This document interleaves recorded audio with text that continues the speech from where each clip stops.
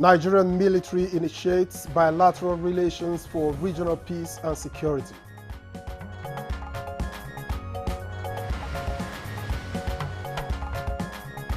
Rule of law will prevail in Nigeria's criminal justice dispensation, Attorney General of Federation declares.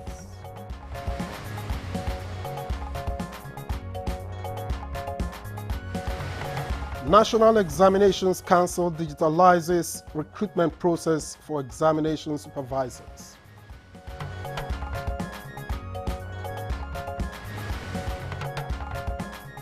And on Good Morning Nigeria today, we shall continue the conversation on checkmating the proliferation of small arms and light weapons.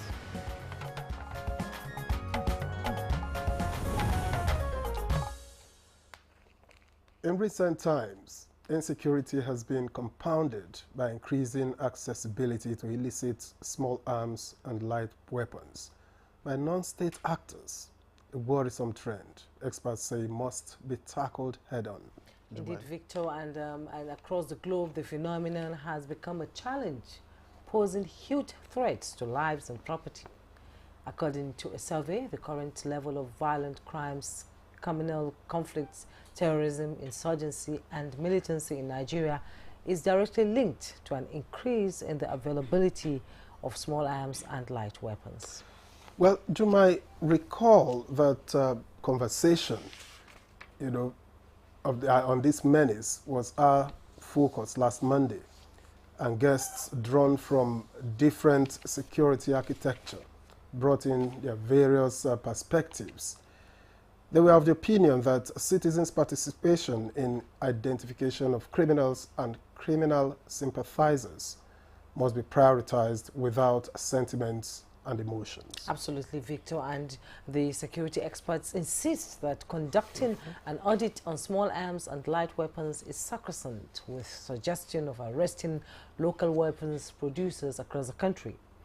And while urging government to ensure deployment of technology in border management and tracking of illicit weapons, the panelists said reorientation of citizens is needful, especially with the belief that they must own weapons to feel safe.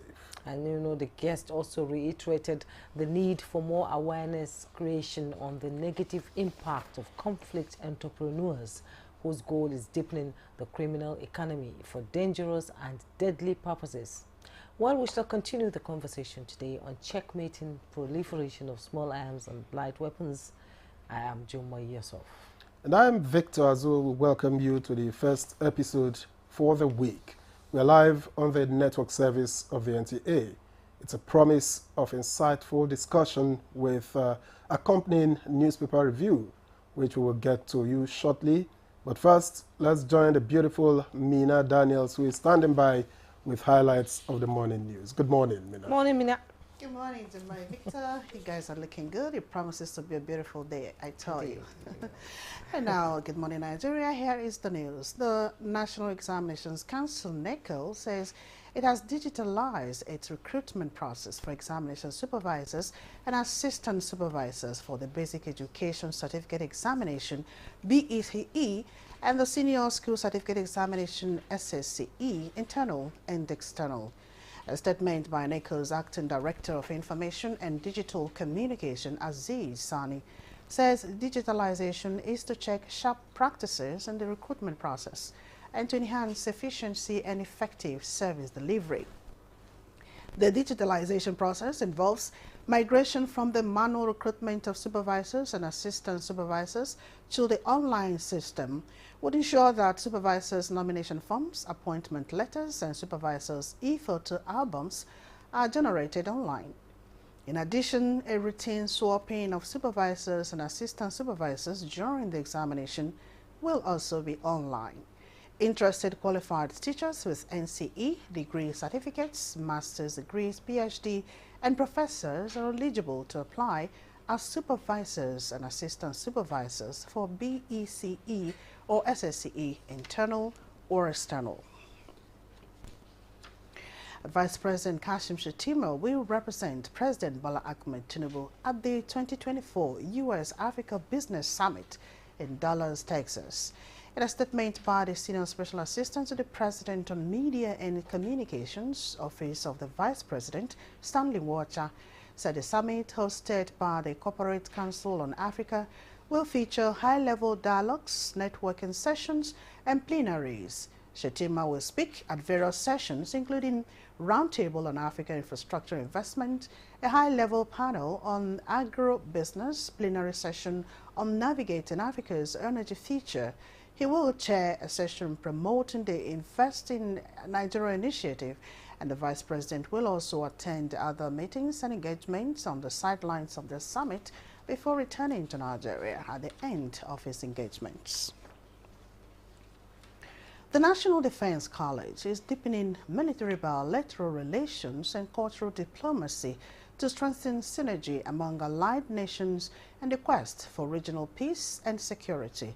This is the focus of the 2024 International Day Focus 32 National Defense College Abuja, where the Commandant of the college and the Minister of Foreign Affairs emphasized that cultural exchange is important in fostering peace and unity within nations and key to upholding the principles of tolerance and respect for diversity. It affects the entire globe. United, we must stand and we must face our common challenges. Even as we celebrate together, let us also fight against those ones that don't want us to have peace. A non-governmental organization under the auspices of Development Initiative of West Africa, DIWA, says to achieve gender equality between men and women as advocated by Islamic religion, all forms of violence against women must be eradicated. This formed part of the resolutions reached by participants at the end of a 5-day workshop on empowering Islamic religious and community leaders towards addressing gender-based violence. Child violence and confinement of women at home, which is not Islamically enshrined in our own book as Muslims. And then as Muslims, we are here to serve the globe. We're not here to serve just the Muslims. We're here to serve even the non-Muslims. The Attorney General of the Federation and Minister of Justice, Prince Lateef Fagbemi, says the rule of law will continue to reign supreme in criminal justice dispensation in Nigeria. He was speaking in Ibadan at a law dinner organized in his honor by the Ibadan branch of the NBA. The way to assist the government is by, as much as possible, being objective, especially in the fight against corruption. For as long as we dwell or continue to dwell on sentiment, emotion, religion, we will never progress. And that's the news for now. Good morning, Nigeria. Continues shortly with the duo of Jumai and Victor after the break. Fellow Nigerians, it is a good thing to be Nigerian. Good news! The Office of the First Lady of the Federal Republic of Nigeria is organizing the National Fabric Competition, the hashtag One Nigeria Unity Fabric Competition. The aim is to create a fabric design that would be indigenous to Nigeria, showcasing our culture and unity. This competition is looking out for creativity, concept, and the message of unity. Open to Nigerian youths, both male and female, between the ages of 15 and 25 years. And guess what? You can apply wherever you are in the world as long as you are Nigerian. The winner of this competition goes home with a cash prize of 25 million naira. Are you sure I will not apply for this competition? Submission of entries close on Sunday, 30th of June 2024. Submit your entries by sending pictures of your designs via email to unityfabric.ofl24@statehouse.gov.ng, making sure you capture all parts of your designs. Together, let us unite Nigeria! 5 questions with Ini. Hi guys. Ini, your skin is really glowing. What beauty soap do you use? It's glowing because it's healthy. I use a soap that keeps my skin soft and protected from germs. But Ini, the beauty soaps I know don't give germ protection. Dettol skincare does. It combines Dettol's protection with argan oil to protect my skin. Gives me 2 times moisturization with a beautiful fragrance. Beautiful skin is germ-free skin. In a world hungry for goodness,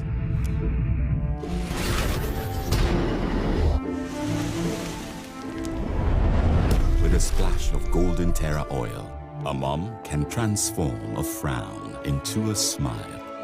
Make a lunch hour a happy hour. Change no thanks into yes please.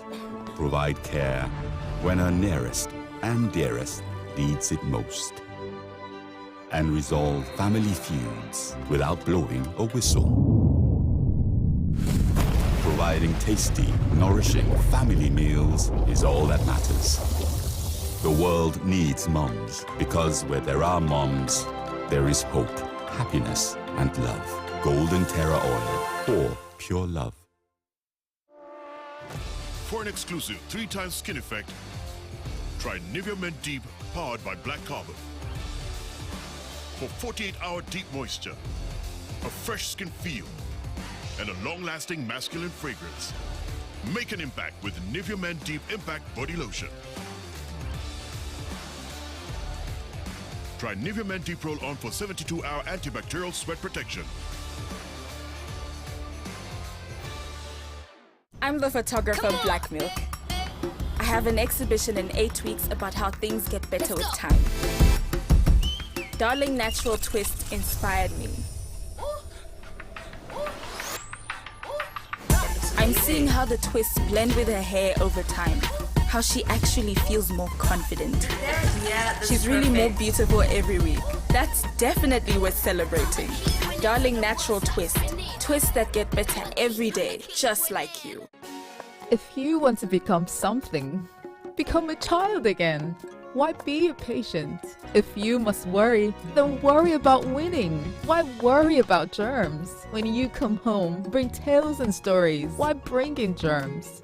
Shield your families from germs. When Dettol is a part of every household bucket, then you and your family can stay protected from up to 100 illness-causing germs. Everyday use of Dettol keeps my loved ones protected. Something new is about to hit your imagination of TV. A brand new sundial with StarTime's inbuilt technology. New TV innovation with an inbuilt decoder that connects you to both StarTime's antenna and satellite signal. StarTime Sundial TV, you can enjoy over 300 local and international channels, 1 month StarTime's highest bouquet for free, automatic system update. More benefits, more affordable.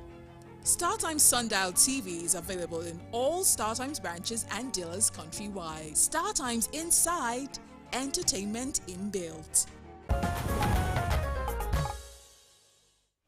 You're still watching Good Morning Nigeria, and it's now time for our newspaper review.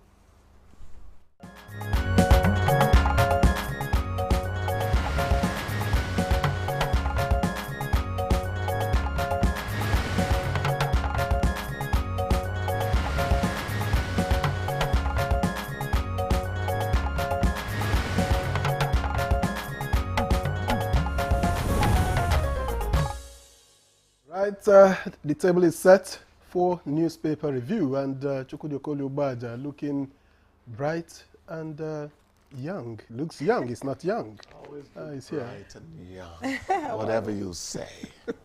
Good Victor, morning. how are you? Good morning. I'm all right. Jumai. You know, Chukwudi doesn't look his age at all. Mm. You know, he looks 10 years younger. Love your neighbor Because you know, as carry yourself. wahala, you know, carry wahala put for your head. Love your neighbor as yourself. Don't behave as if you have all the troubles in the world. Others have more troubles than you. Everything is attitude towards the environment. Yeah. You'll be happy. Yeah. All right, we'll learn. Always be happy. So let's begin with the Nigerian pilot. And it leads with the major headline, 5.9 trillion naira, $4.6 billion loans, 36 governors sued.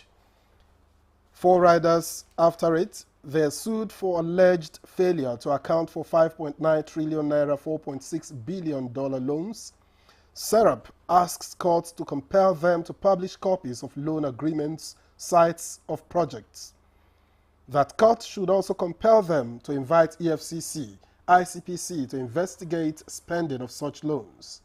Says it's in public interest for courts to grant reliefs sought on the matter. That story can be found on page 4. And just above that story, you have democracy can't survive without free press. That is according to Information Minister, and you can find it on page 6.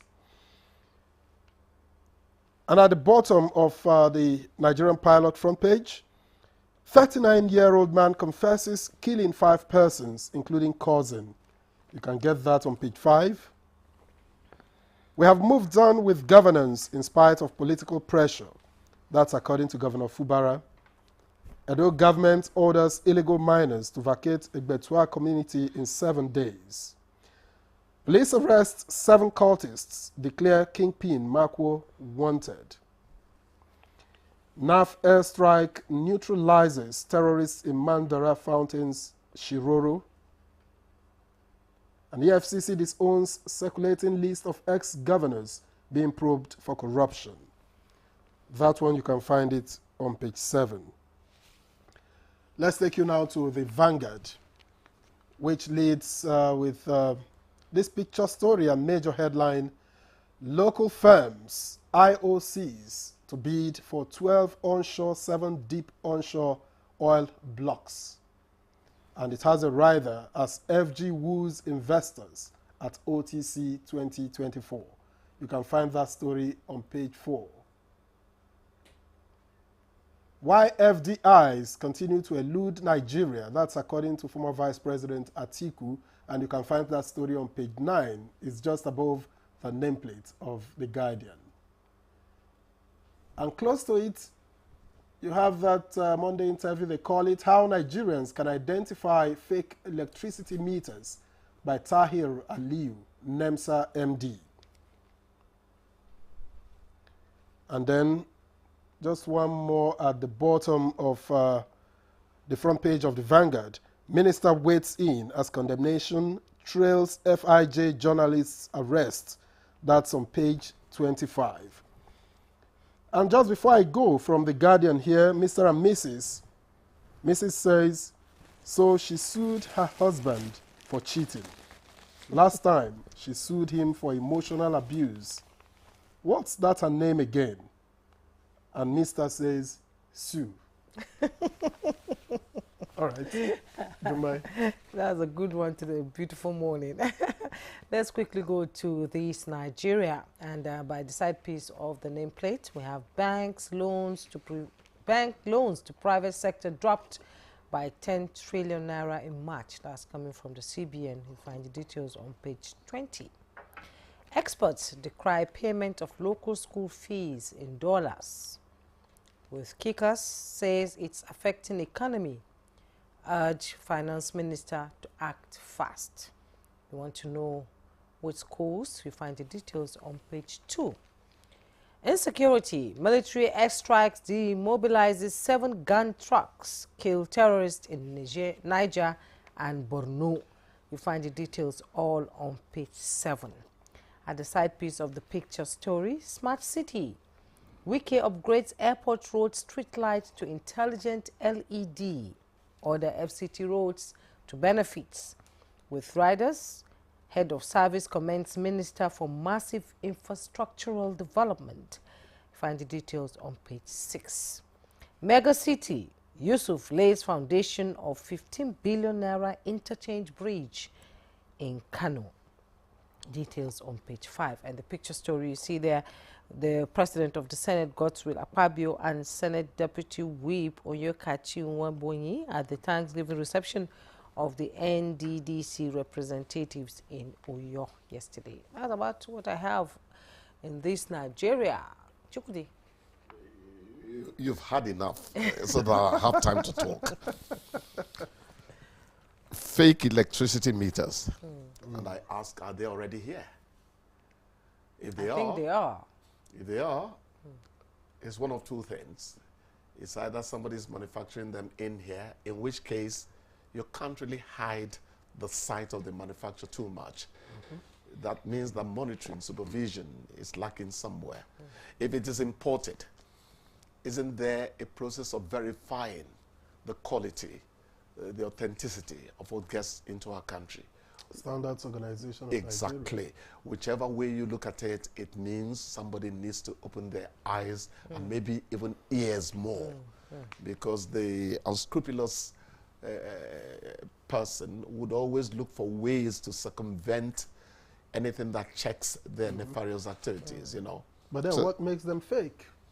That's something to find out. Yes. What makes them fake? What do they do that makes them fake? Are you trying to authenticate fake things? No, what we're saying is... Somebody says they're fake, they must have... For instance, how do you know?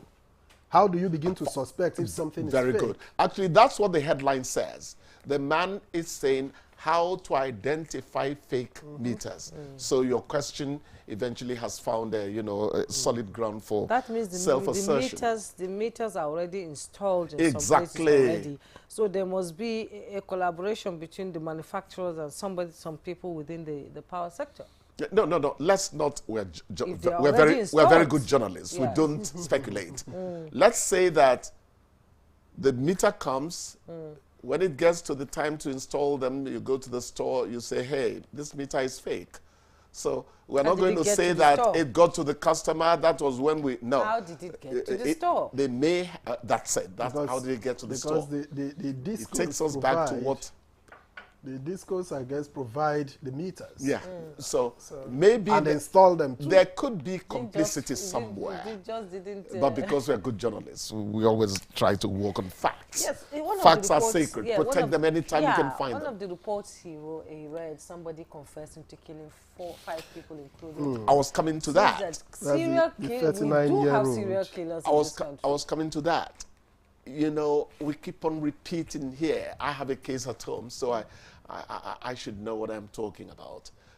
You mentioned a relative that also has a mental health issues. Yes. You know, Africans, Nigerians, many Nigerians should stop thinking that it's only when a man or woman pulls off their apparel, gets in the marketplace and starts displaying their genitals that they are called mad people. It ranges from being a crank to being raving mad. Have we been observant concerning this man's, this person who killed 5, including their cousin? Have we been observant concerning their behavioral traits? Because it couldn't have just happened. Indeed. People could snap sometimes, but that's rare. But then if he was showing uncontrollable anger, that was a mental health issue. He needed help. Well, from the CIS movies I watch, I'm a fan of watching criminal, investigations. That's why you know so many things. Yes, and I find out that they are cool killers. You don't even know they are killers. There could be cool killers. Cool killers, yes. Calculated. Okay. I read about one that it was a movie I think that went that he was killing pizza delivery guys. Very good. And then making what they call it, barbecues. And neighbors will come and eat. They didn't know. There are some people, acting gets into everything. So yes. Some people who are mentally depraved or deranged rather, could become good actors, and they conceal that which you want to know so that you keep a safe distance from them. Yeah. But sometimes people will tell you, that man is too quiet for my liking. Do you get what I'm trying to say now? So cool killers are there, but you need more observant eyes to even suspect. Put out the word. Call the relevant authorities. Can you please track this man? There's something about him, that needs to be examined. So we need to become more vigilant. And there's a problem in Nigeria and African countries. When it is a relative that is showing not too pleasant psychological tendencies, you don't want the person to be called mad or the person get problem. You don't want to. You keep on hiding them and hiding them and hiding them. In the case I mentioned concerning my own person, I've become a much more observant person about that person. Because part of our problem is that when she wants to urinate, she doesn't tell you. She begins to pull off her. And I will say, hey, she wants to urinate. You begin to know how to interpret them, preempt them and all that They can't talk. They can't understand anything. That's a mental health issue. Yeah. So mental health needs to be taken more seriously in this climb. Very important. You know, why UK stops students from bringing families, that's the British ambassador to Nigeria talking there. He says that in 3 years, those dependents, that people who pursue further academic laurels bring into the UK, jump from 15,000, or is it 17,000 to 54,000. I think it's another form of Japa. So they're now saying that only those who are pursuing PhD programs, which is going to need sustained time for it to play out, are allowed to bring independence, not people pursuing first degree or anything masters, you know. And it reduces the number. They are trying to self-preserve, because even though we say that those populations are aging, Europe actually has aging population, China does. So Africans are helping, people from other countries, Mexico, they are helping them to keep their economy going. But the point is this, if they don't check the influx, very soon they start bursting at the seams. You understand? So, well, in a place like UK, you know, that, you know... UK, the way she said it, she has desires to Japa. Make sure she doesn't. We need her on you the know, where you know, you stay with neighbors for years without, you know, saying hello and all that. I think the reason why some go with a wife or maybe a child is because you need companionship. You know, it's not safe for you to just stay alone. You know, you come back home, you enter your house, you know. And think, you know, it's not like Nigeria where you just buy, you know, buy your data and what is it for DSTV, watch movies, everything, even television, you have to pay. That's the British code. You have to pay for the license. That's you the know, British you just code. don't go buy a television and put it in your house. That's the British code. Then you get the service. Yes. The British coldness, which does not augur well for the community as a whole. Yes. That leads to somebody dying for 5 days. Nobody knows they're dead. You South Africans are noisemakers. They are too, you know, they want to pry into your life and all that. But it does have its benefits. When Mama Kira never said since 2 days ago, you know, Africa does have benefits. We just need to do a few things about our attitudes, and we are going to grow. I've not been to the better UK, actually. You've not been to the UK? Visit the UK someday. I was only there for 3 days to save my I learned a lot visa. about the UK from James Hadley Chase, from Reader's Digest, which I found out that they are shutting down. You've been reading as well. Yes, Reader's Digest is shutting down. No, I can't imagine. I practically grew up just, you know. Are you serious? Yes, really. I've been to Britain, London, but it was just for 3 days. I didn't want my visa to expire, you know, without using it at all. And just before we let you go in a minute, employers, labor angry over unending fuel scarcity. I don't know whether that adjective is justified at the moment, because fuel is everywhere now. But this was taken probably on Saturday night. Over the weekend. So it's easing off now, and we want to commend them. There's a filling station at CBN Junction, Cairo. Let's not advertise. They never one day stopped selling fuel for 1 minute, and it was never more than 680. It's just the queue that is the problem. It's the queue. Actually, they block the road, and you're forced to do one way sometimes, so that newspaper review does not. I hope I'm not reporting myself. You are. On that note, bye-bye. Thanks for coming to I deserve to be kicked out today. Exactly. I confess to go and report yourself at the nearest police station. Yes. We'll see you shortly for the discussion to begin.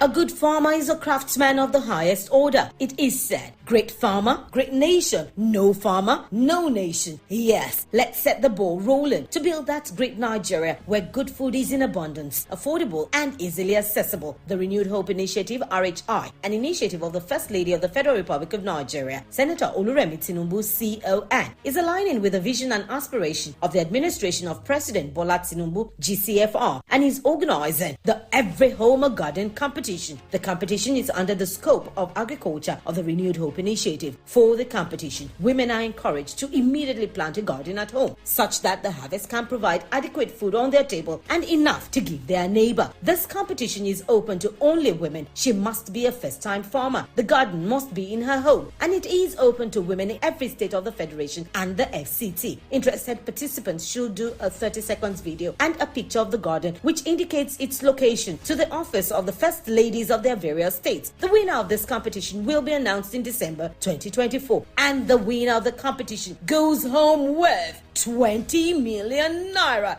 Women, join the train. Be part of the food revolution in Nigeria. What are you waiting for? Let's get to work. This message is by the Renewed Hope Initiative, RHI, an initiative of the First Lady of the Federal Republic of Nigeria, Senator Oluremi Tinubu, CON. If you want to become something, become a child again. Why be a patient? If you must worry, then worry about winning. Why worry about germs? When you come home, bring tales and stories. Why bring in germs? Shield your families from germs. When Dettol is a part of every household bucket, then you and your family can stay protected from up to 100 illness-causing germs. Everyday use of Dettol keeps my loved ones protected.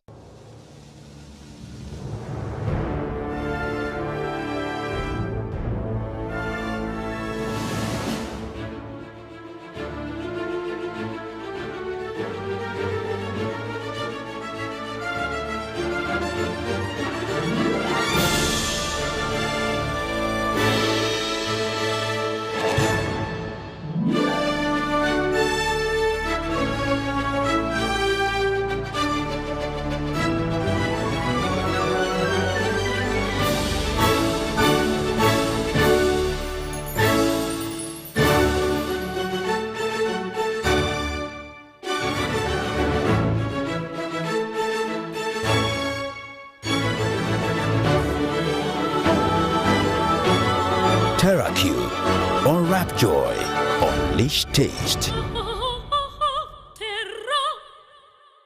We're live in the open market for Epic 10X Challenge. My people, today I will show you how the power of new Epic 10X gives your toilet a better cleaning than bleach. Than bleach? Yes, so Impossible. Toilets have stains which bleach cannot clean effectively. But Epic is thicker and sticks better, which gives 10X better cleaning versus bleach and kills germs. Oh, wow. You can now see that Epic is better than bleach. 5 questions with Ini. Hi guys, Ini. Your skin is really glowing. What beauty soap do you use? It's glowing because it's healthy. I use a soap that keeps my skin soft and protected from germs. But Ini, the beauty soaps I know don't give germ protection. Dettol skincare does. It combines Dettol's protection with argan oil to protect my skin. Gives me 2 times moisturization with a beautiful fragrance. Beautiful skin is germ-free skin. The counsel of our fathers. I will urge and advise our younger generation to use talent and brain to sort out problems, not arms. Nigerian youths, let's build our nation together.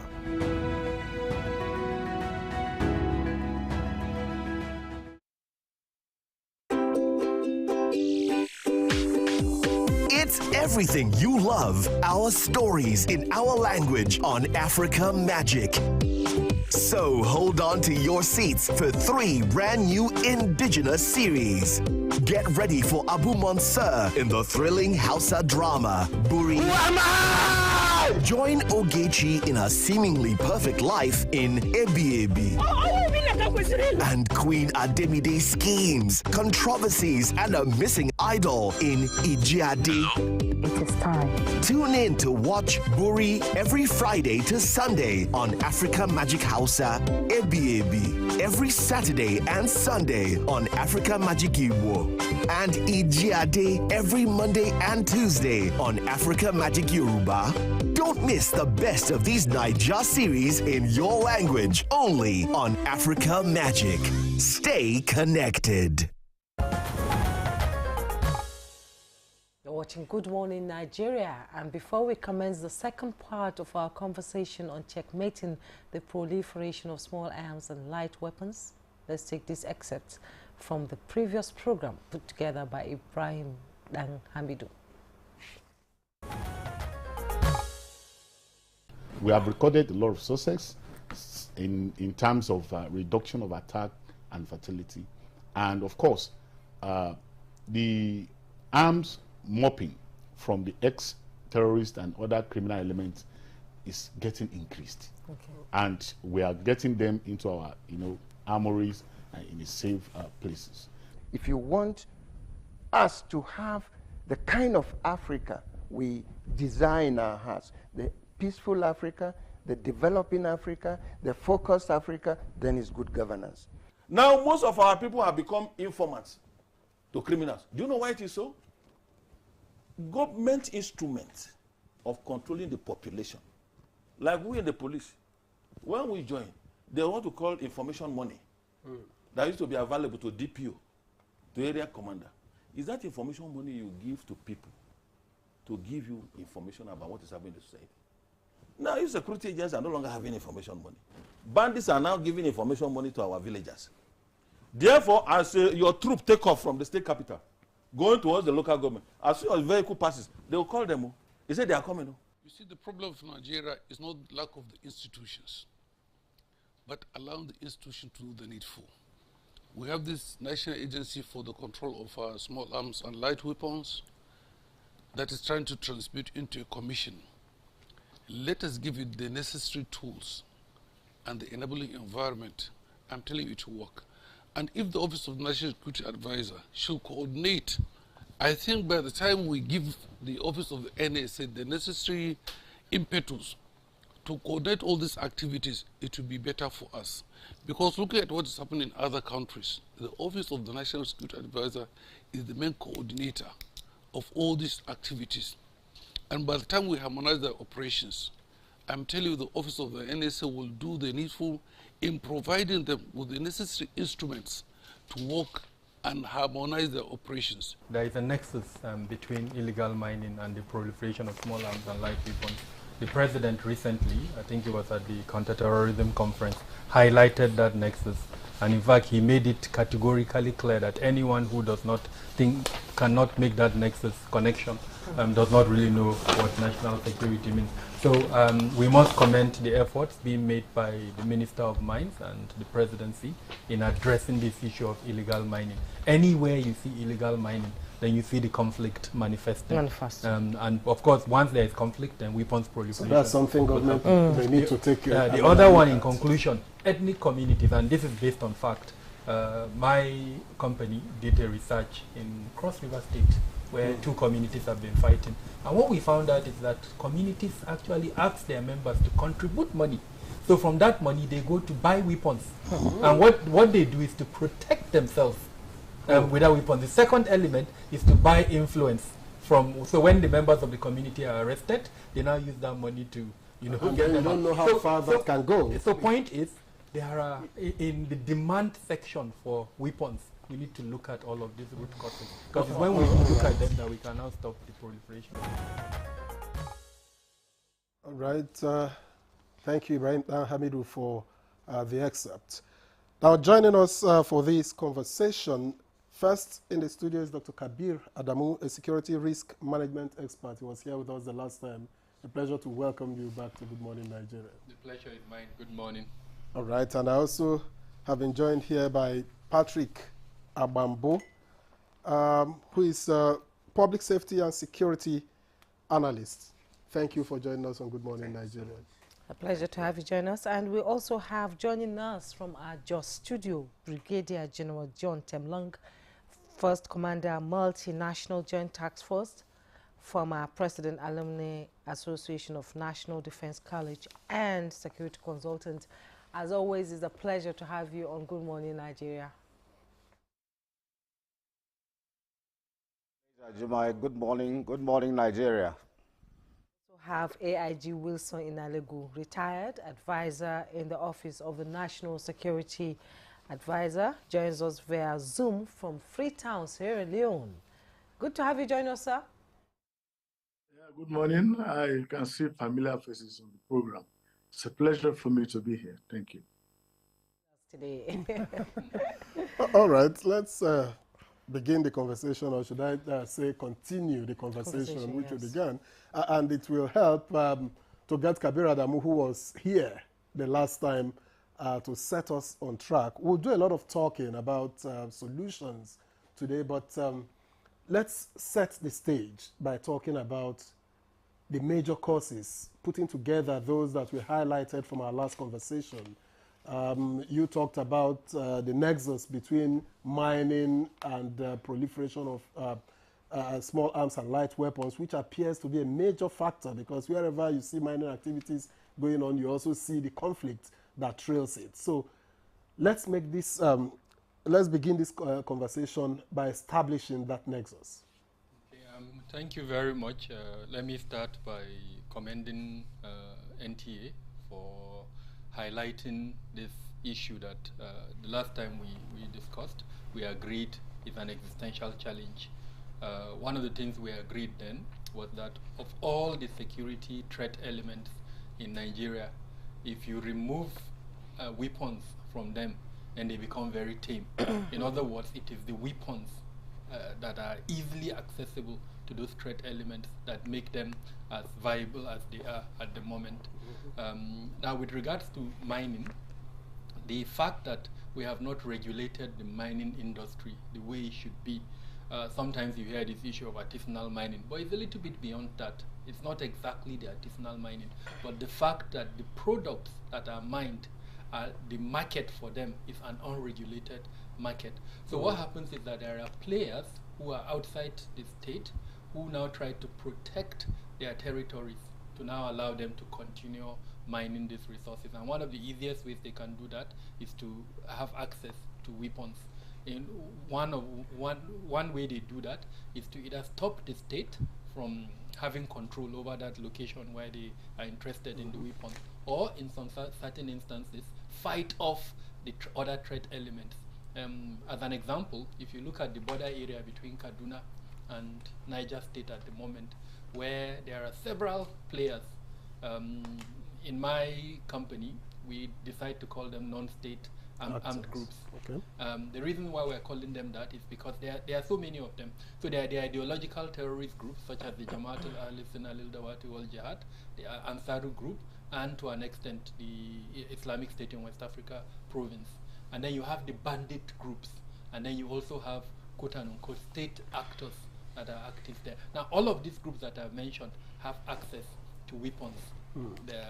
They are able to control through gun-running channels weapons, and then of course sometimes they fight among themselves, or sometimes they just carve out territory. So if you go to Birningwari, parts of Birningwari as an example, you see that playing out. You see the bandits on the one hand, you see these ideological groups that I mentioned, 3 of them on the other hand, and then you see all that these state actors also, all of them with access to weapons and trying to have control. The same thing in Zamfara. When you go, of course, because of the presence of gold, the presence of lead in Zamfara, you also have that playing out, and that is how it's playing out in almost everywhere, within the country. And so that is the point I was trying to make about the nexus. And I was very happy not too long ago the president highlighted this element. He was very clear in saying that there is a nexus between mining, especially illegal mining, and then weapons proliferation. Now, one of the things that is quite interesting is the, I think, vigor with which the current Minister of Mines has attempted to address the issue. But again, I'm sure in the course of the conversation, we will highlight that it's beyond just one sector. I think just like perhaps the government did in putting food security under the purview of the National Security Council, I think it's also important that this issue that we've agreed is an existential challenge should perhaps also come under the purview. In the course of the conversation, hopefully, we'll look at the demand side and then the supply side of weapons proliferation.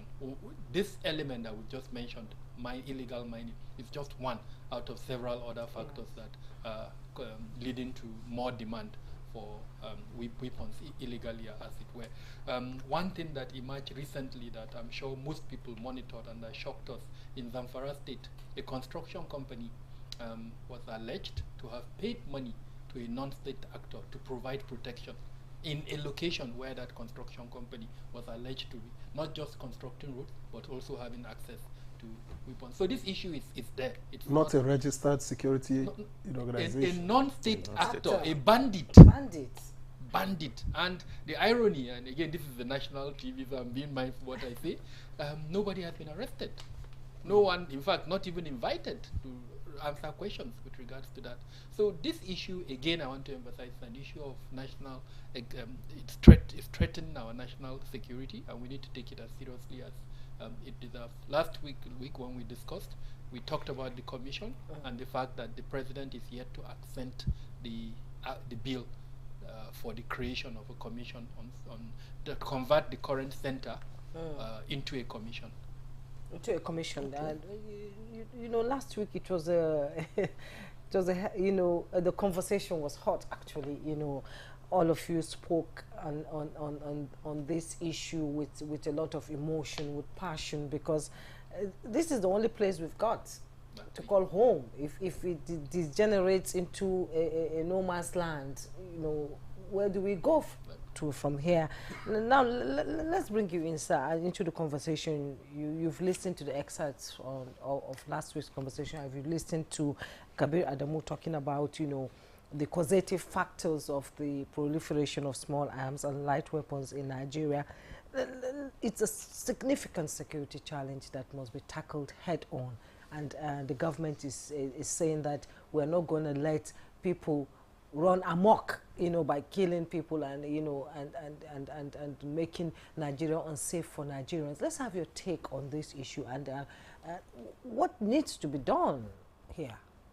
Yeah, thank you very much, Chair, for having me. I think I want to also join my brother by saying it's good that the NTA is taking a lead on this discussion, because everybody talk about insecurity in the country. There's no way you can take care of insecurity if you don't take care of the availability of illicit arms in the country, because that is the propeller. If a criminal have intent to commit any of this violent crime and he does not have the availability of arms, is being restricted, or the power to execute such will not be there. So it's very, very important. And just like listening to the conversation of last week, it's very, very important, because if we don't take care of the causative factors, why do people want to bear arms illegally anyway? They want to wield power, undue influence over other people. There are different groups. Let's leave the individual persons, but let's look at the groups, because the groups are the large chunk of people that cultivate availability of these arms. The non-state actors, like was mentioned, and he just emphasized it here. We have it available.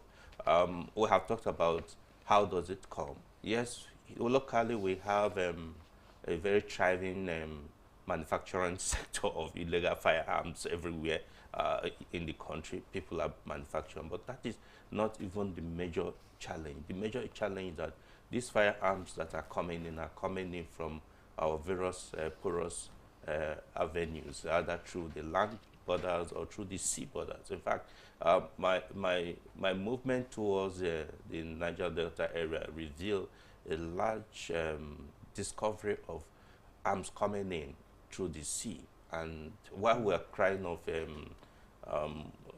stealing of crude oils, we're crying of other arms, not much emphasis has been placed on what people bring into the country. We cry about people smuggling in rice and all that, but firearms have become thriving in terms of bringing it into the country, because there is a market for it here, and these non-state actors are the ones who make sure they get it.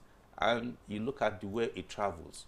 We have talked about coming from the Sahel regions, but the ones that comes from the Niger Delta region is quite massive.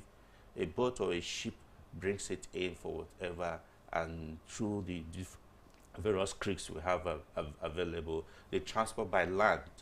through either through night or whatever to those people who make use of it up country, where you have so many non-state actors. We have seen a thriving market of all these illicit arms in Onitsha and down there in the southeast. We have seen it move various areas. So the more we place emphasis on this, that is at a step towards taking care of the insecurity we're having, and it will be of better for us.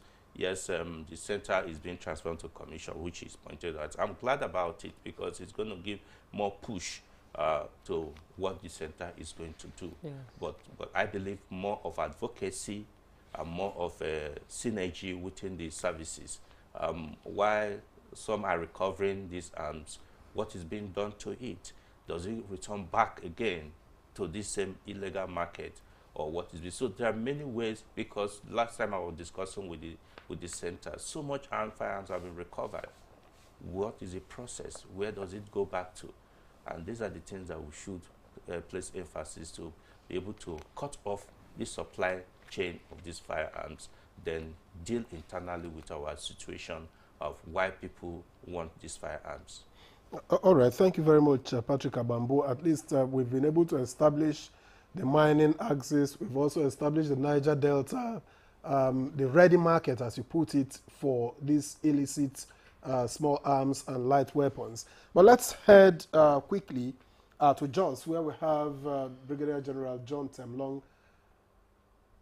General, thank you very much.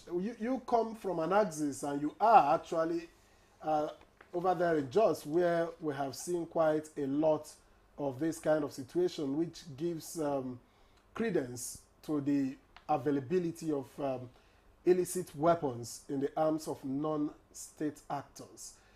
Is there another reason you think this is thriving, apart from the ones already established here in the studio?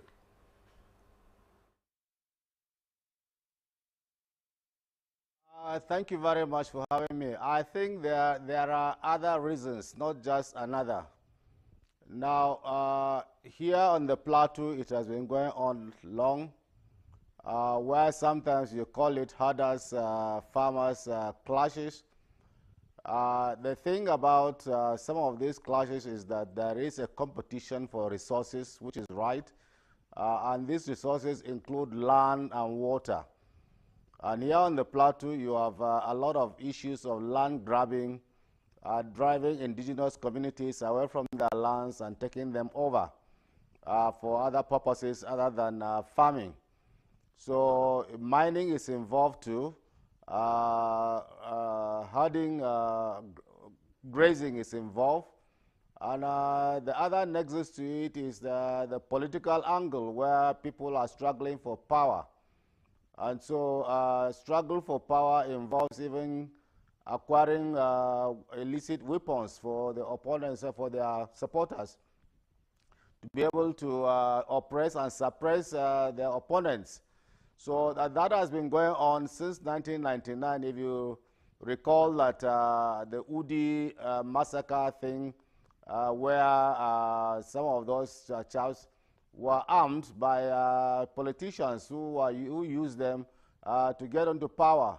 So that has been the pattern. We shouldn't shy away from this other pattern, because a lot of these arms are sometimes provided by politicians who arm their thugs and their supporters and able to fight their way to power. And so land issues, resources are very important in getting all these things. And then the other one is the pure criminality that goes on. And this criminality itself, as I've said on several occasions, do not have religion, tribe, or even sex. Wherever it is, you have collaborators between indigenous and sometimes foreign terrorists or bandits to collaborate and carry out outright criminal activities in all these areas. So you have these are some of the causes that provide an avenue for illicit arms deals and the rest. Now, you talk about an example that Kabir gave in Cross Rivers. what are those communities fighting for? They might be fighting for resources and control of land or control of or power or whatever it is. So it behoves then that understanding these problems and going to solve them will actually help in curbing some of this illicit flow of arms. But unfortunately, when we talk about porous borders, we have not even actually gone, because if we sit there in the studios here, I got the example about the sea, coming to the sea. If you go up north, where I've operated on various occasions for years, the borders are not even demarcated. Even if they are demarcated, it's so vast that people graze, donkeys move around, camels move around, cows move around, and these weapons are tied on their backs and they start grazing from one end to the other. They keep moving. Apart from that, motorcycles and vehicles drive across at any point. It's only those who want to come through the designated points that meet the immigration officials and custom officials. But apart from that, you can just drive across and walk across without being detected. So they are so, and it's a vast area of thousands of kilometers. So it's not easy. You require a lot of technology if you want to police those borders, or outrightly build walls like what they have done in Mexico and between Mexico and America and USA. But it's not even helping because you have other ways. These people are so determined. The market is there. The need for them are there. They can pay any amount of money to get them. So it's quite determined.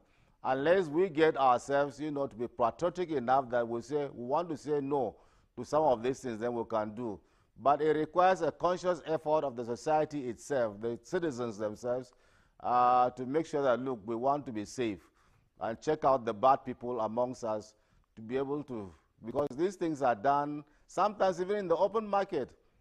Recently, the security arrested a Meeti Allah chap in charge of a place here in Bauchi, who went to seek or buy arms from the police in Bauchi to bring them to a plateau here. So you see that it strives. What was he buying the arms for? Because people wanted them, and they are there. And then an arms factory too was found in plateau here too recently. And so it means that the market is there. So people go out to produce them, either to buy them from the international market or to produce them locally, because people feel insecure. And once you're insecure, you want to get something to survive, because the first law of survival is self-preservation. So what do you want? You want to get something that you're able to fight back with. And so unless we have proper security given to the people, guaranteed, and people are safe, I won't take my money to go and start looking for arms to buy at that exorbitant rate and keep it and use it. And so the issue of corruption and governance itself will come to play in this one. So definitely we need to do something. We need to understand the causes. We need to purge ourselves of contempt for the society, and then making sure that we regulate these things. All over the world, if you go to DR Congo, Blood Diamond, the same thing, the war in Liberia and Sierra Leone, and the rest is what has been going on, because you have unregulated mines. And these things are not done by just the locals, but with international criminal gangs, because they make a lot of money from this mining. If you go to Wase now and see the sort of trucks, the sort of vehicles that come out, containers that come out there by the Chinese, I don't know if they are regulated. How do we even know what they are taking out? How much are they taking out? Who receives what? You hardly don't know. They are all over the place. And these sort of things, they spoil the insecurity. You see in Congo or DR Congo, they even have aircraft. They fly into those areas, carry their gold or diamonds, bring in arms to keep their turf. So I think it's the same thing that is happening out here, playing out here. We have to have a way of regulating this mining industry. Every time we say, oh, we'll stop mining during the Buhari administration, it wouldn't, because it involves a lot of high players. The local man there in the minefield there does not even, some of them receive as low as 5,000 naira a day or 2,000 naira. But if you take the gold now to Hilton and go and see Zamfara gold in Hilton, it will be thousands of dollars that will be moving out and millions moving out. That poor man there is happy because he's receiving 5,000. It's not the poor man that goes to Hilton to sell those gold. No, is it the poor man that picks up the tin or lead from Plateau here to take them out, or the lithium that we're having all over the place. So, I mean, we need to start looking at even those in authority. And thank God the governor of Katsina State has come out clean to say that people in government are fueling insecurity. I think that was a very bold and courageous step. We must start purging ourselves of all this content for the way we have for our human lives. Life has no value in Nigeria, and anything goes. As long as my pocket is lined, the whole thing justifies, the end justifies the means. I think we need to do something seriously. And thank God it is NTA, the flagship organization of Nigerian broadcasting, is the one carrying out these things. Please keep it up, and let's make sure that we'll have a safe and a clean society. Thank you.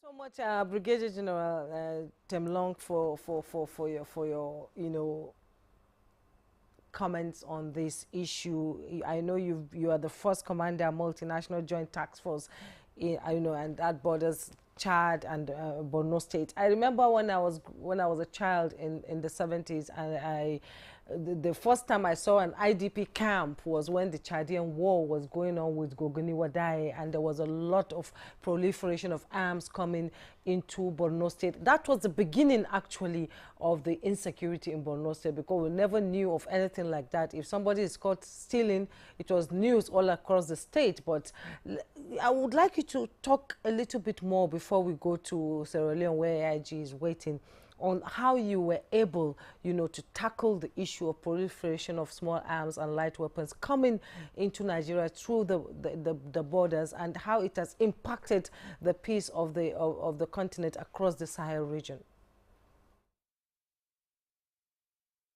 Very much, Juma. In that 70s, I was there in N'Djamena in 1979, where we had a change of guard for Gokuni Wadai and Hissène Habré to form a coalition government. And you are absolutely right, because at that time, the Chadian armed forces completely was about being annihilated. But going forward, when Gokuni Wadai was overthrown, the whole of the Chadian armed forces moved into the Lake Chad Basin with their arms and everything. And they occupied the whole of Nigeria, and that's when weapons became available. In fact, they were either dashing them or you can buy them for pittance. And they occupied the whole of the Lake Chad Basin. In fact, at a time around Gingumi and Boso in Niger Republic, they overwhelmed the population. And so it was at a time that the Nigerian government helped in moving some of these weapons back. So these weapons became very, very available in that place. And thank God it was as the instance of Niger and Chad Republic when they came to Nigeria to ask that we could help to see how we can clean up that place, because it was as a resultant security threat to all the countries around the Lake Chad Basin.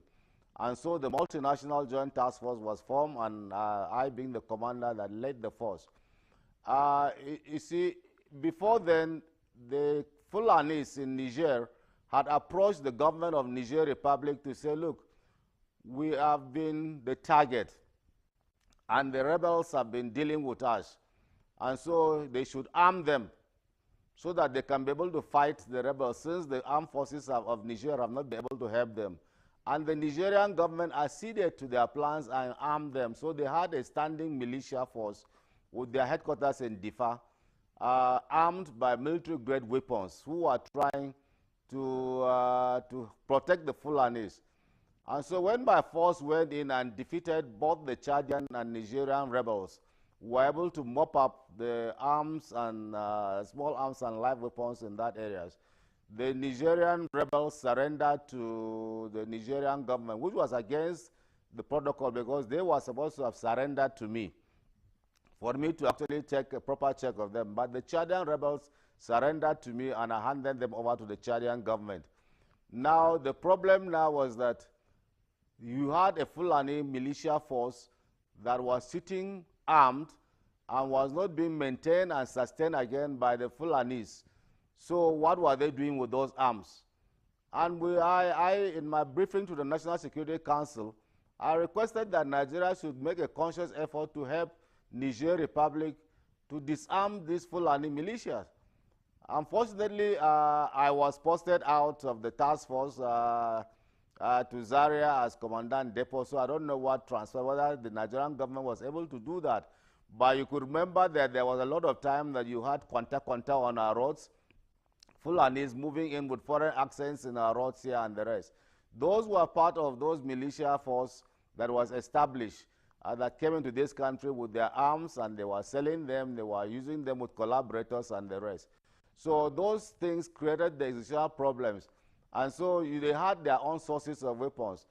Coupled with the Arab Spring, when the armory in Libya itself was left open, and you know some of these people went there to fight and they came back with the weapons. So we did a lot in the Lake Chad, but those things were reversed because the force that we requested that standing military force should be left in the Lake Chad Basin, it wasn't approved. And we said, look, just as it was in the interest of the Allies to leave troops in Germany after World War II, so also is it in the national interest of Nigeria that we should have troops in the Lake Chad Basin, more so that it's our own territory, to be permanent, to remain there, because that is a vertebral area for terrorism to start building up, because it's vast area, vast territory, and governed. Unfortunately, this wasn't acceded to. I was almost keened for keeping troops in our own country, because I was told that I was supposed to reduce the number of troops I had since we were finished fighting. But if we finished fighting, the land that was there, the area that was there, was still in the vacant and could be reoccupied, because we don't have enough troops to occupy the whole of that place. Unfortunately, that was the politics that played out at that place. And Nigeria is paying for it now. Very, very sad. Very sad. All right. Thank you very much, Brigadier General John Temlong. I think at this point we've made quite a number of establishments. We are talking about causes of, the inflow of illicit arms and light weapons and small arms. We've talked about the political factors, which political actors arm their supporters with. We've talked about mining, we've talked about grazing, oil in the Niger Delta, land, struggle for land, porous borders, and all of it. But let's take this to Sierra Leone, where AIG Wilson Enalego, retired, has joined us via Zoom. It's a pleasure to have you join us again. And this is good because you are now an advisor. Given your broad experience with the Nigeria Police, you are now advising at the Office of the National Security Advisor. So tell us, if we have made all of these establishments, I want to believe that all of these things are not unknown to security agencies. It's not unknown to the intelligence community. So what could be preventing us from taking care of all of these across the country? Well, thank you very much. And I want to join others to commend you for this very important step you've taken. First of all, we must talk of political will. I think the social contract between the people and government is weak. And unless we build strong democratic institutions and bring inclusivity, you are going to be having all these problems. And come to think of it, you have surrendered your right to the state. And your children can't go to school. You can't go to your farm. The police station you have has perhaps about 3-4 personnel. Even those with 20, they are run over. And then the communities are vulnerable. And people get killed. You can't even bury your loved ones because you could get attacked. And so what does it do? It drives you to engage in self-help, which will not even help, because when you engage in self-help, you begin to create pockets of monsters. You begin to create vigilantes. You begin to create different groups and arm them. And all this multiply, and they are not in a situation you can control them. The state of the Nigerian police as is today, and even our military, you can see that they're overstretched. But a lot that should happen are not happening. Sierra Leone had their war for about 11 years. And the war ended. But I can tell you that this is the safest place you can stay. And that's why you have a lot of tourists coming this way. Why? Because the place is safe. You know, the presence of light weapons or small weapons is greatly reduced. You cannot totally eliminate. So the first thing I think we need to do, what is the state of our law enforcement agencies and even intelligence agencies? What is their level of collaboration? Because the driver for ending small arms and light weapons is about collaboration and partnership. Even among the security agencies, what is the level of synergy that they have? What is that conscious effort? And then you have a strong democratic institution like the INEC. How do people get to power? Look at the level of violence. So if you want to become a senator or a governor, you need to buy weapons for your thugs. And you get to power, you leave these weapons in the hand of these individuals. So unless we tell ourselves the truth, unless the people hold those in leadership accountable, you are going to begin to have all this. Unless, imagine that from the Niger Delta, you have individuals being given contract because of the level of violence they are able to control, because they get a lot of weapons. Some of them are even welcome to places they should not be. Even on television, on video, they carry general purpose machine gun, and nothing happens. They are not even invited.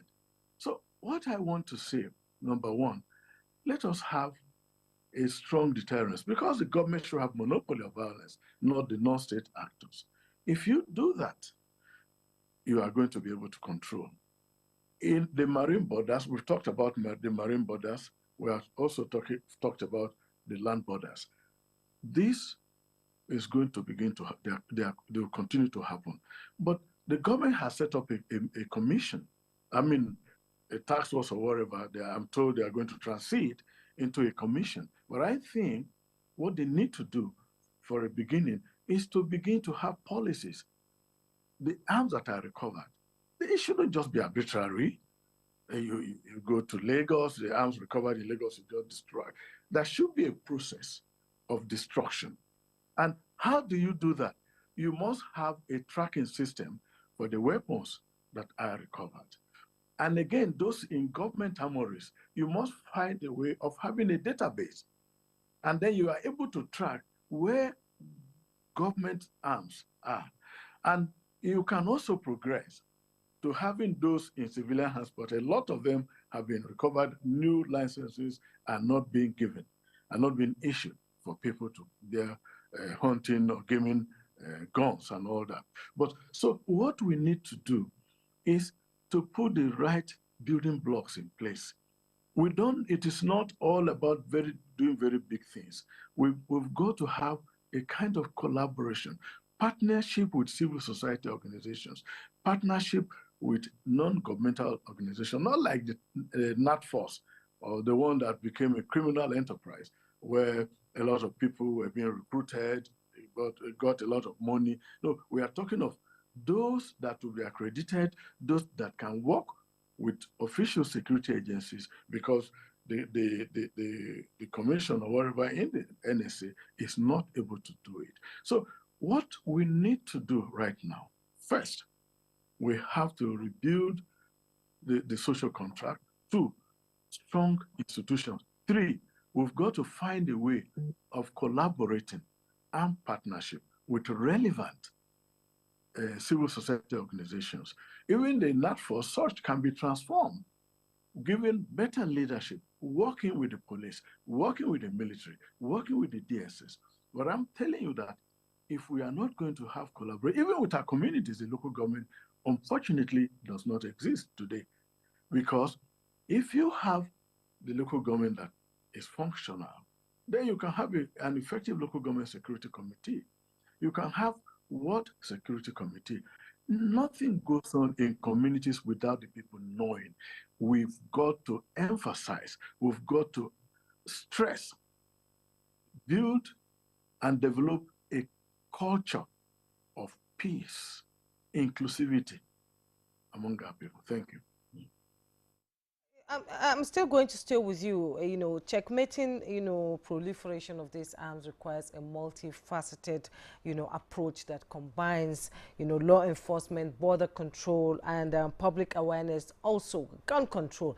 We know that Sierra Leone is one of the most peaceful places to be in Africa now. And can you tell us a little bit, because I don't know what you're doing now, is maybe you're studying the security apparatus in Sierra Leone, but can you tell us how they were able to, you know, dismantle, you know, the gun structure after the war? Because we all know in Nigeria we had a war that went on. After that, Nigeria was able to have an economic boom. People came to Nigeria to invest, and along the way it got bad. We talked about political will. How can government be able to study other countries that went through what we're going through now and bring back, you know, the knowledge to be able to implement these policies in Nigeria? Yeah, thank you. When their process started, the first thing they did was to have international partners. They have credible international partners from the UK and especially Germany that helped them. And there was intentional security coordination. The system they have, you cannot be a criminal and exist in any community, because from the chiefdom, they have what they call Chiefdom Security Committee, CHISEC. And then when they come to the local government, which they call district, they have what they call District Security Committee. And then they have the Provincial Security Committee. The Office of National Security now sent their personnel or office staff as the coordinators, and they serve as secretariat. And they meet weekly or every fortnightly. Now, all that happens in those communities are filtered in. So you are not able to do anything. And when their disarmament started, they recovered 25,000 arms, and then 1,000 light weapons, and about 1 million ammunition. And then that was just the first phase. The second phase, the UNDP, you know, I think made funds available, and they were encouraging communities that had weapons, you know, to turn them in. I think that time, if a chiefdom is able to recover, turn in substantial number of weapons, they're given about $40,000 for the development of a project within the community. And all this was going on.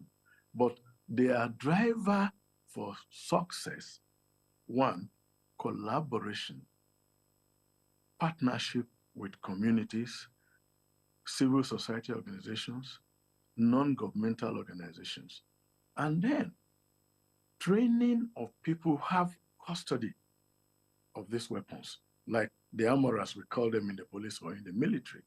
That means you've got to give them that training to upskill them, to be able to work in the armory and know the process of issue and receipt of weapons into the armory. And then there's this tracker, and they establish a database for all government weapons. So wherever you have a police weapon, if you are in Bo or in Kenema, any of at a particular time, they don't need to stress. They are able to know that the weapon is in so and so place. There is that tracking. Because and then the armories were they were reorganized, they were rebuilt in a way that will prevent just breaking. And you know that back home, you find hoodlums go to police station through dynamite, ransack the armory and take everything away. And all that happened. So the armories are better fortified. And so it is not possible for you. Even on November 26th, when there was an attempted coup, the coupists made an attempt to attack the Wilberforce military armory. If they had access to weapons anyhow, they wouldn't need to go that far.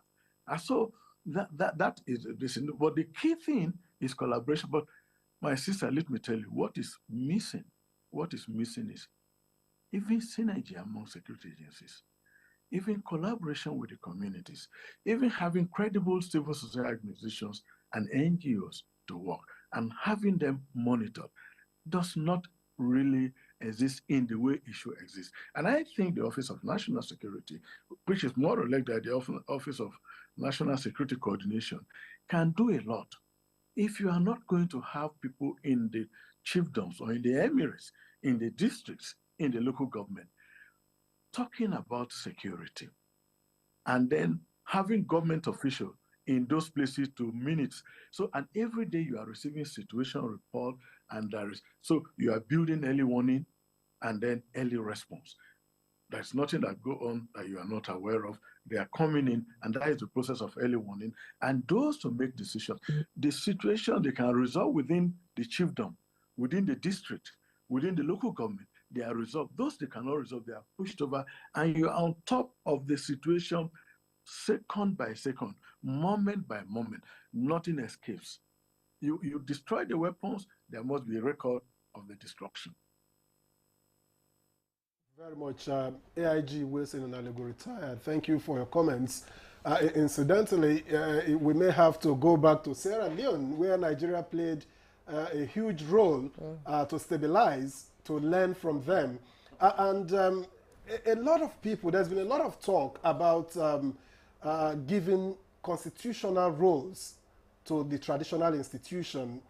We've talked about a lot, which is not far from what you have said worked for them in Sierra Leone. Let me ask Kabir Adamu, this talk is ongoing, role for traditional institutions so that they can take, they can play a closer part in things like security, local government administration and all of that.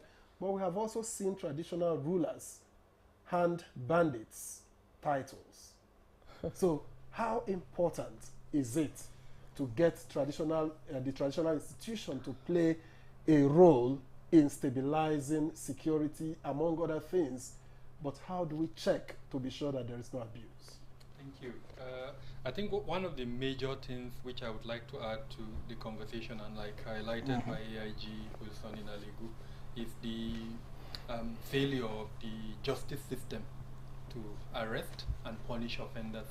So the confidence, he referred to it as the social contract, but for the benefit of our audience, let me break it down. What in essence is happening is that individuals, communities, and of course the various other components have reached a stage where they no longer have that confidence in our justice system. And so they are now looking for alternative arrangements, sometimes community-based, sometimes individual-based, to protect themselves or to quote-unquote exact influence. And to do that, they now need weapons.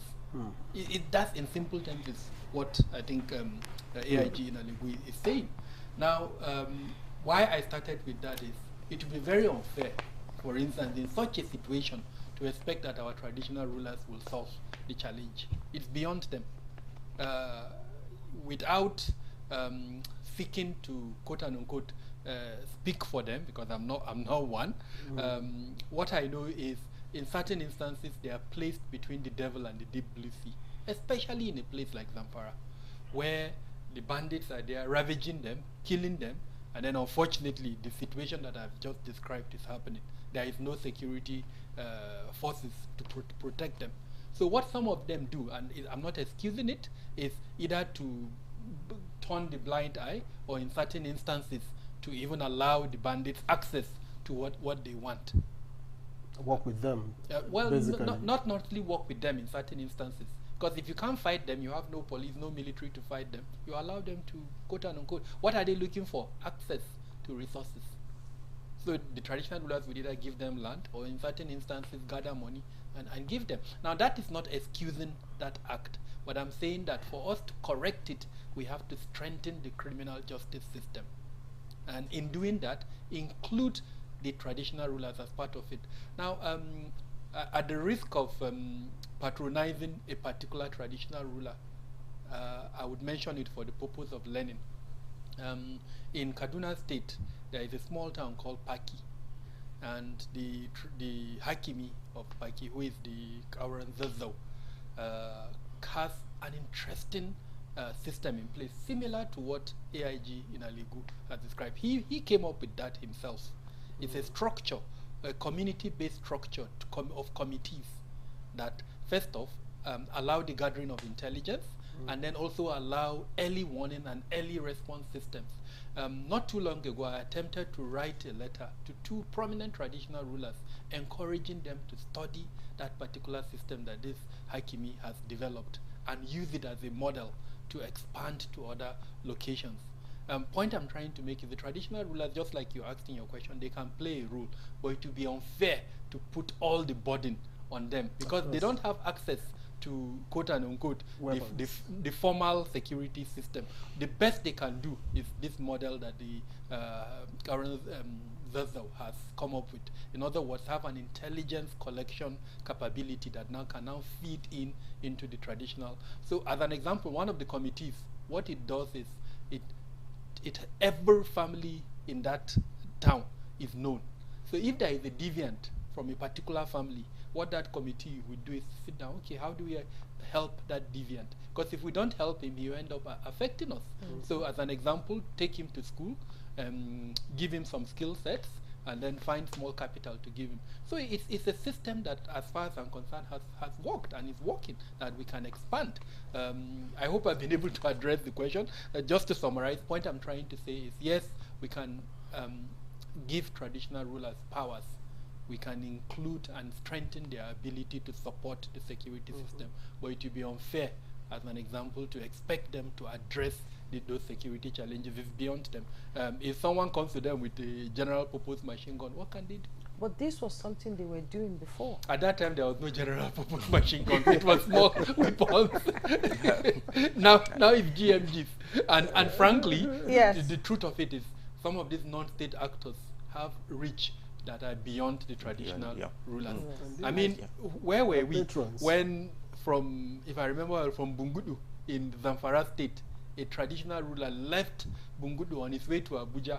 The non-state actors traced him and abducted him on Abuja-Kaduna highway. While he was trying to escape from... No, he was just traveling. Okay. But my point is they had intelligence capabilities to know that he was traveling, monitored him, abducted him on the highway.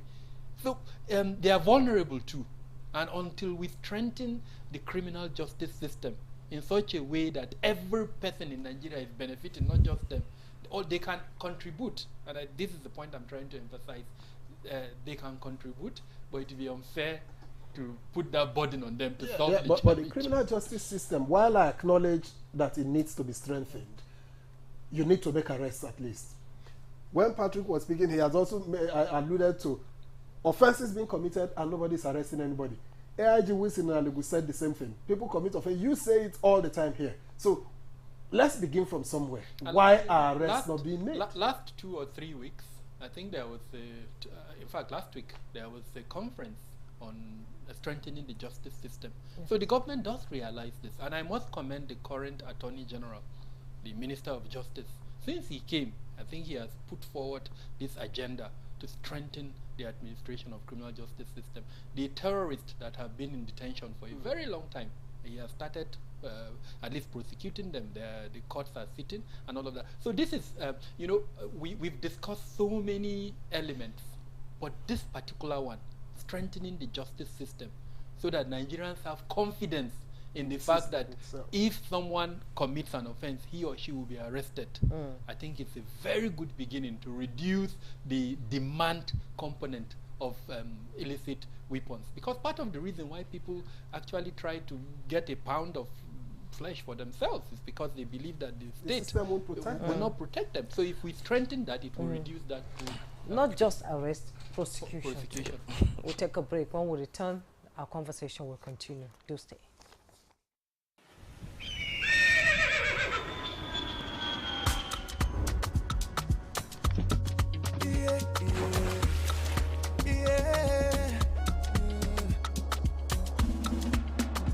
From the Atlantic across the savannah to the Sahara, we rise, the land of the free, we know they tire. We dream great, our spirit is undying. Resilient, rooted like palm tree, we sway in colors, with undying demand. We make solutions, we ignite passion, yeah. Ethnicity is unique, we have more than just a nation. We are Nigeria, strengthening unity. We know they carry lives. We are Nigeria, together live the dream of a land with great destiny. We are Nigeria.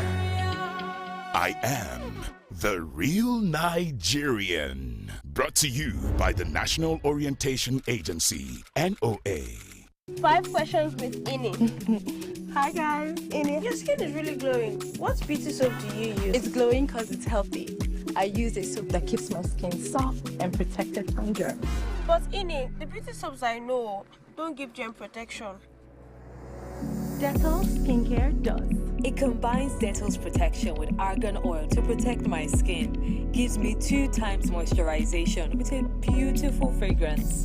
Beautiful skin is germ-free skin. We're live in the open market for Epic 10X Challenge. My people, today I will show you how the power of new Epic 10X gives your toilet a better cleaning than bleach. Than bleach? Yes, so. Impossible. Toilets have stains which bleach cannot clean effectively. But Epic is thicker and sticks better, which gives 10X better cleaning versus bleach and kills germs. Oh, wow. You can now see that Epic is better than bleach. What is the fastest way to calm an angry man? B-Bank? By giving him money, you can take him to the other room. Other than feet, name something that runs. Mouth. He's a good neighbor. He's a good neighbor. If you don't have matches, he will come and meet you. Borrow me matches. He likes my food. Hey. Oh no! Yeah! Mama! I will not lie to you. It's not only conductor that do that thing. If you were anyhow in my first, wind down. Back to second. Hi, Bryce. Hello, beautiful. I cook food, I eat food, I dine in food. Name something you might do if unable to pay your bills at a restaurant. I'll run away. I knew it. Queen Elsa. I didn't know.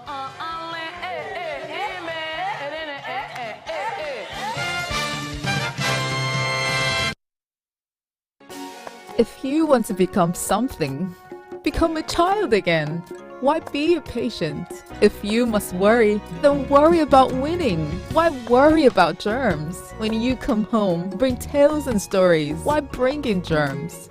Shield your families from germs. When Dettol is a part of every household bucket, then you and your family can stay protected from up to 100 illness-causing germs. Everyday use of Dettol keeps my loved ones protected.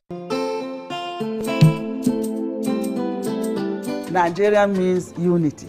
Nigeria means freedom to me. Nigeria means greatness to me.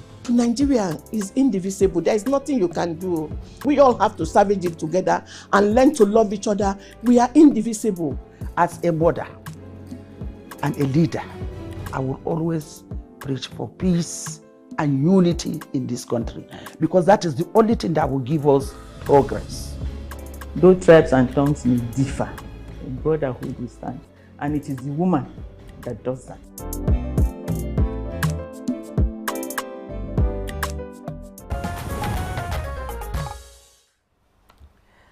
Yeah, welcome back to Good Morning Nigeria. We'll be discussing proliferation of small arms and light weapons, and our guests are all seated in the studio. I'll get to Patrick Bombo, to talk about, Inalegu mentioned one thing that most of the time when we're discussing issues like this comes up, and that is political will.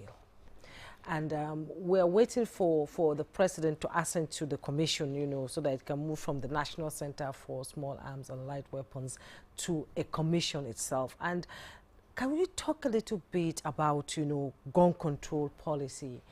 Maybe if the commission is on its feet and is fully implemented, would there be a gun control policy in Nigeria? Yeah, I think... would there be the political will to have that? That's beautiful. Is everybody I've just talked about. My brother here, Kabil, stressed it. And my friend Inalegu actually hammered on it, because political will is the essence of it all. And, without political will, we can't get any of these things sorted out. Yes, gun control policy is that when we go through if you go through very well the national security policy, the book itself, everything is there captured. But is the political will for implementation? That many people have said that Nigeria, we don't lack ideas, we don't like solutions, we lack the will to activate these solutions, to act upon them, and that is the problem. He talked about the criminal justice system and the consequences, when people commit offenses and all that. But the will to get it done is where the problem lies. Police could arrest.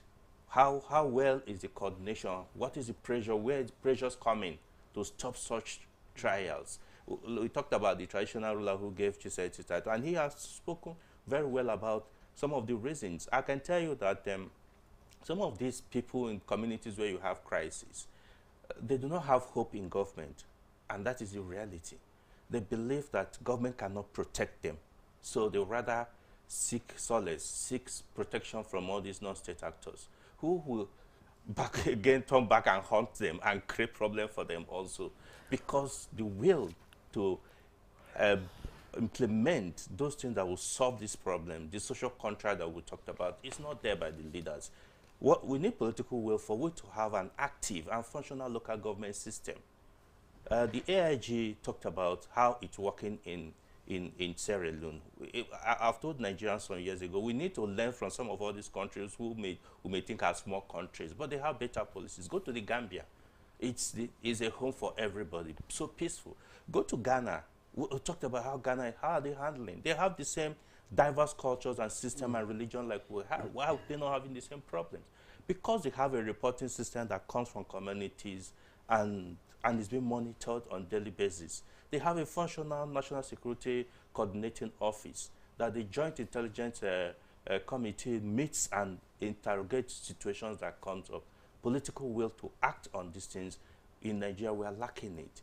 We need political will to get the former president assented to the executive order for this issue about local government autonomy, but no political way to implement it. The governors are protesting against it. They do not want it to. Until we have local government functioning, we will not have any of the solutions. He talked about the traditional ruler that are implementing a very good policy, but there's an extent he can drive it. We need a functional local government that can take it up and assist and make it a policy for state or for the nation. Until we have a government that will say, listen, we take interest of security very seriously, not rhetorics, not saying it for political reasons, but in actual practice, making things, those factors that will drive it, will look functional local government, a stronger criminal justice administration, making sure that the people will matter in actual fact. AIG Nalego also talked about the processes of electing these people into power. If I got elected by my own power, my own strength, of course I have no contract with any other. I do not respect whatever view or have interest. Some of our people in the legislature, they can't even go to their communities because they don't have direct links to them. They believe they got there by their own means. And so this is where the problem is. Our individual society, even our societies, have seen that criminality even pays.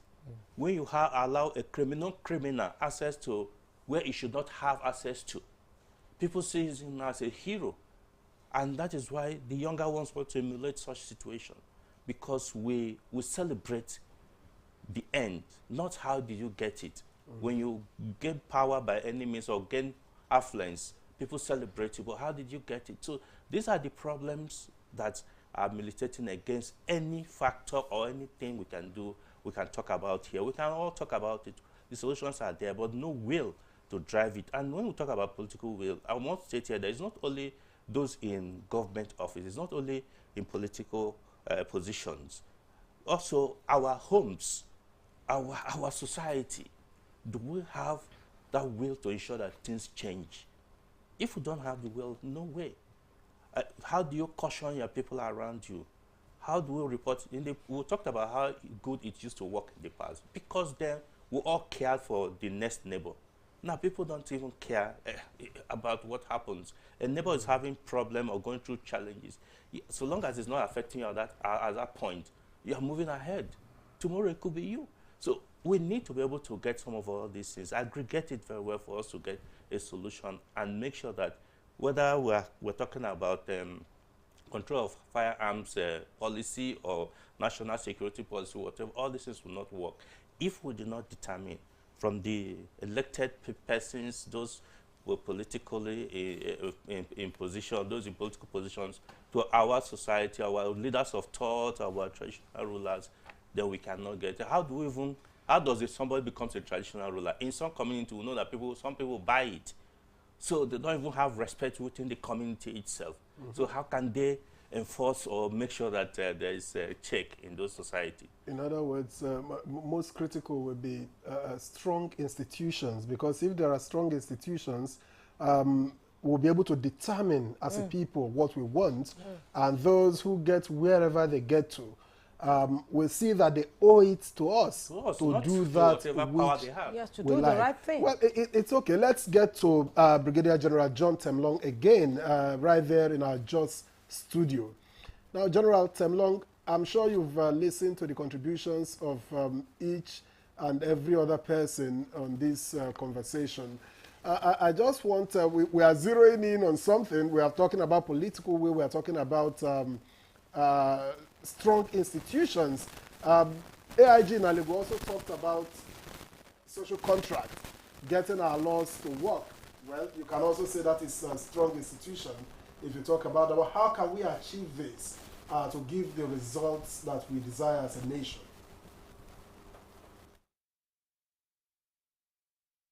Well, thank you very much. I think the first thing we need to do is to go back to our value systems.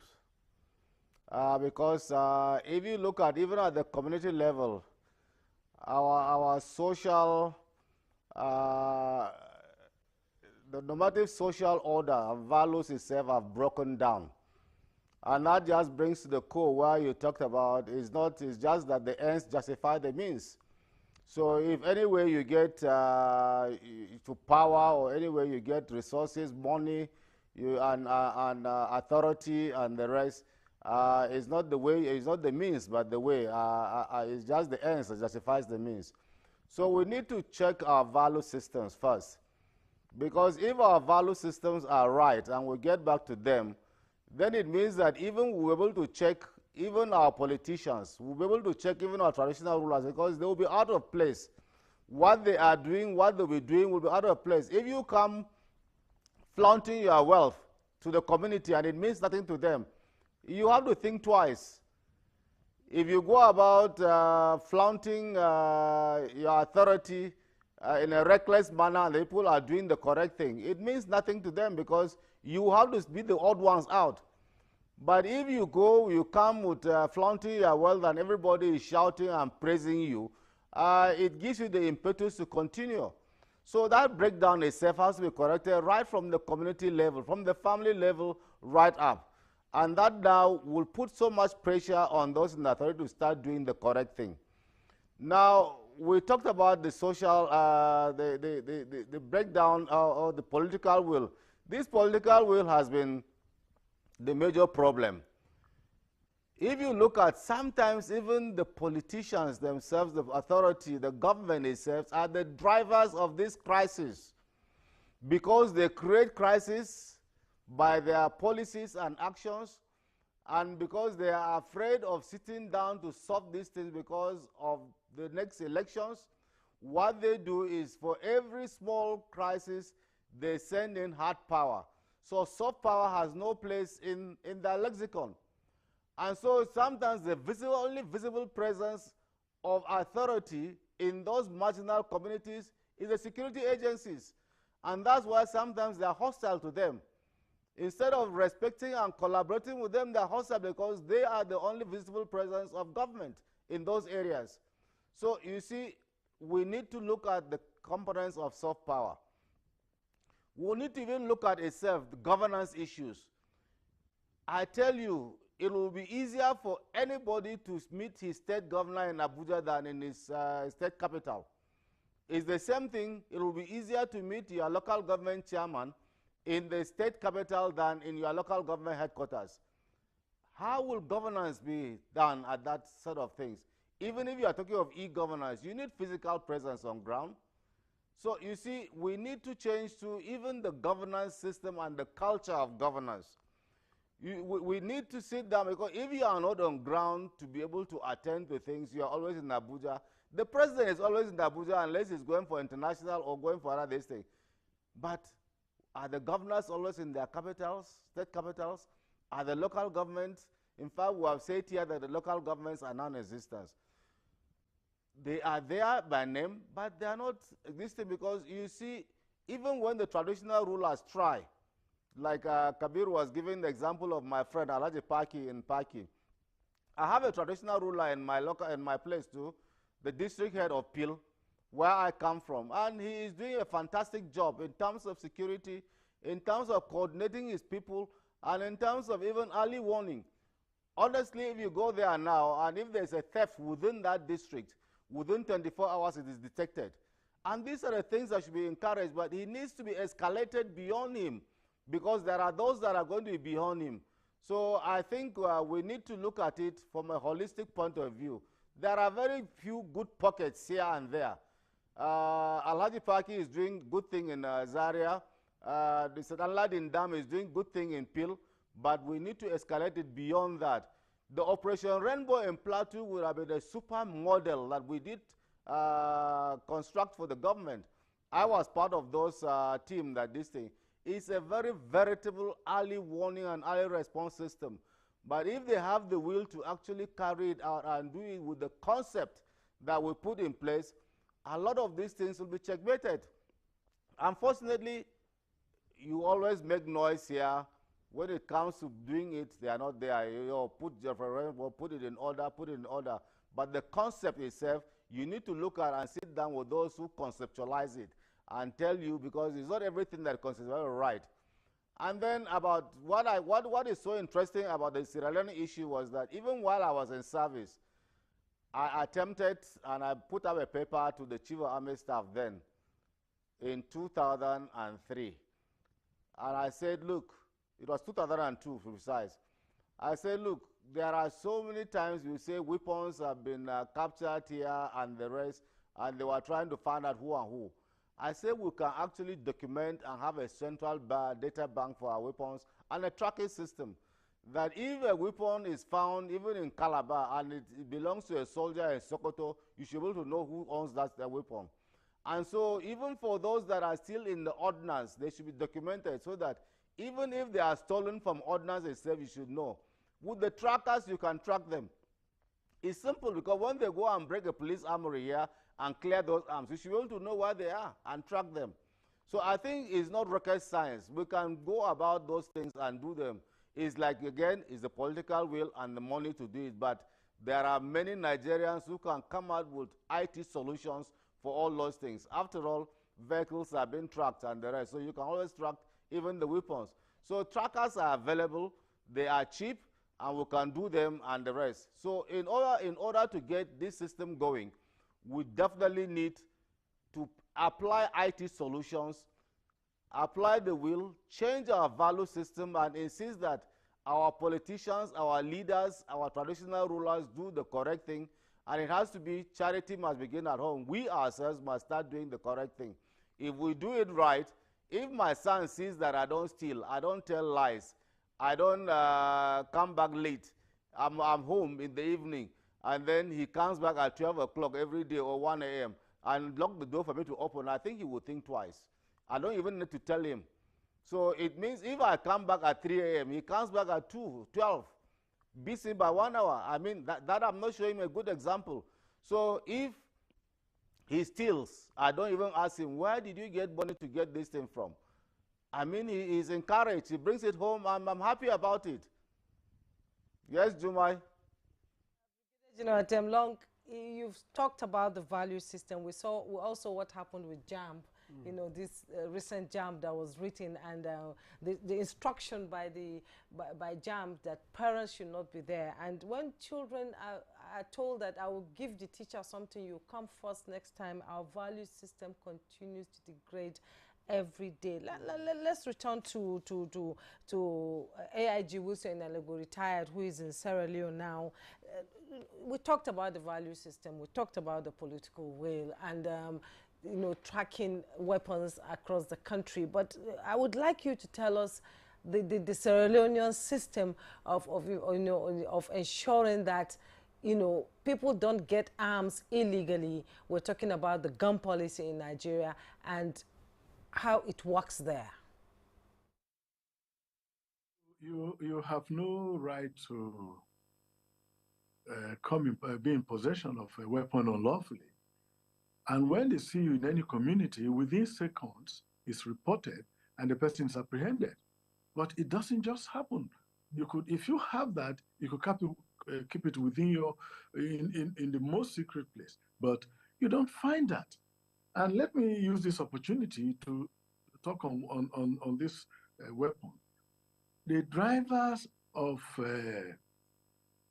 illegal weapon handling by unauthorized persons is a lack of trust. There's a lot of mistrust. I feel if I don't talk about it, I wouldn't be fulfilled this morning.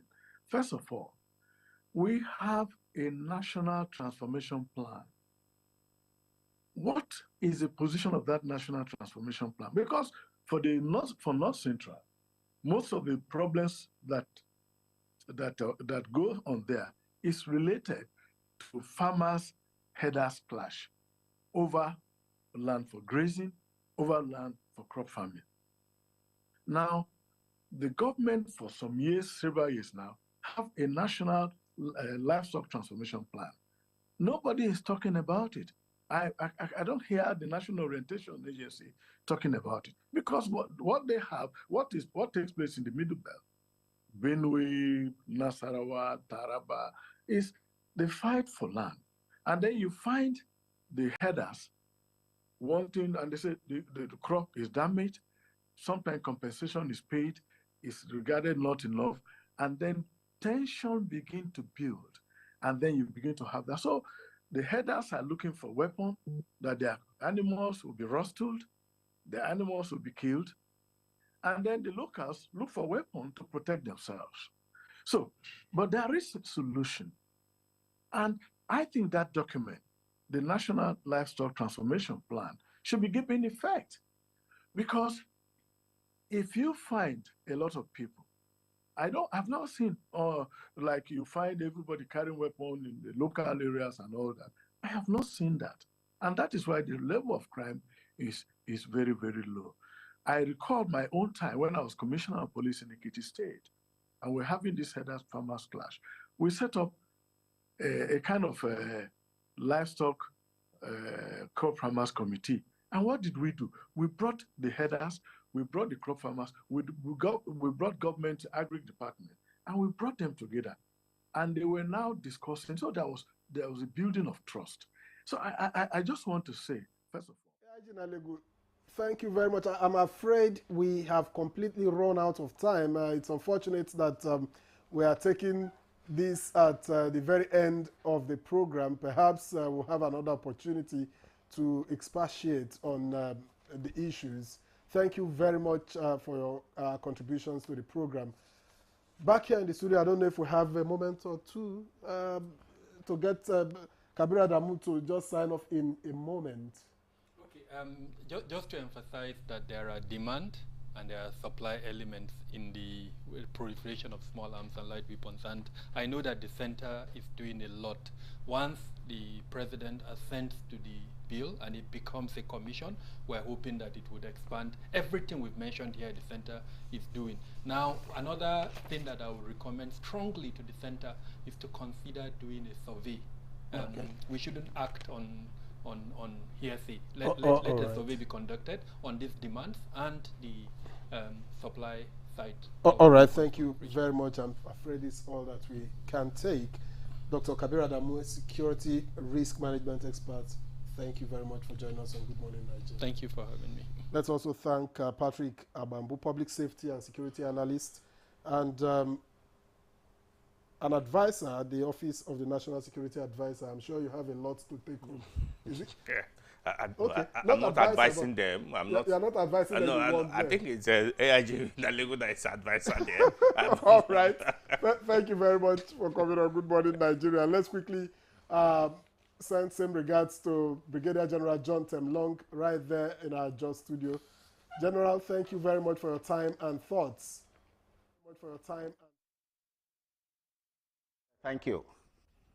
Let's quickly thank AIG Wilson Inalego, retired. We thank you very much for staying up to contribute. Thank you very much. We appreciate your contribution.